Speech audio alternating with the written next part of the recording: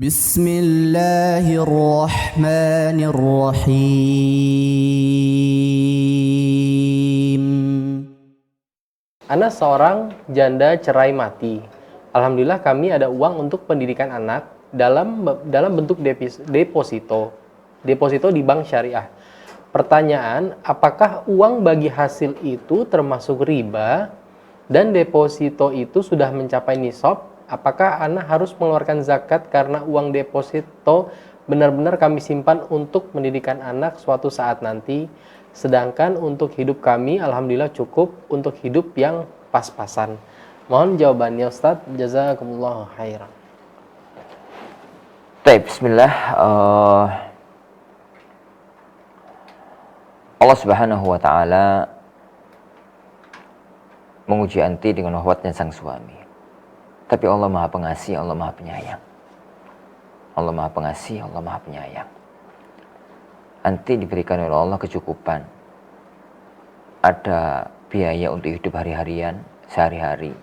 Meskipun dengan bahasa pas gitu ya, pas-pasan. Nggak tahu pas-pasan itu istilah apa negeri kita itu zaman sekarang ini. Istilah pas-pasan itu larinya kemana? Tap, itu yang pertama. Yang kedua, ada uang deposito. Ini uang deposito itu rekening bank ya? Iya. Jadi ada uang deposito yang ditaruh di bank dan itu sampai nisab. Berarti besar. Berarti sampai 85 gram emas murni. Kalau emas murni sekarang itu 970-an. Berarti sekitar 82-an juta lebih. Ini 82-an juta lebih. Nah, pertanyaannya adalah, apa uang itu wajib untuk dizakati? Apa uang itu wajib untuk dizakati?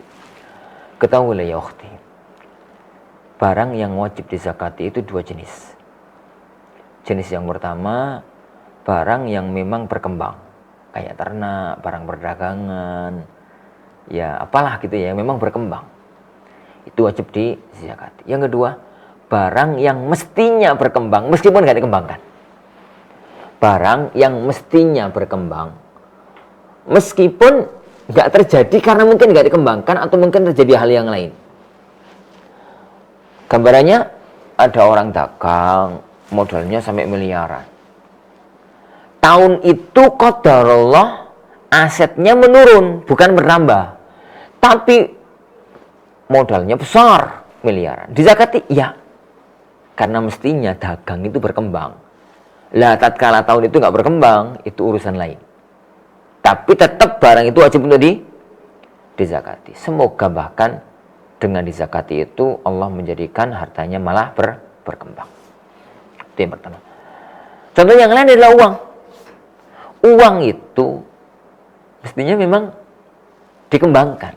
Dipakai untuk dagang, dipakai untuk usaha, dipakai untuk ini. Lah, kemudian kalau ada orang di zaman sekarang gaya itu bukan mengembangkan uang, tapi gaya itu adalah nabung uang untuk, karena dia berpikir untuk dagangnya dagang opo, dia nggak punya bakat, dia nggak punya ini, dia khawatir nanti kalau dagangkan malah akan rugi dan macam-macam, makanya ditaruh aja di bank.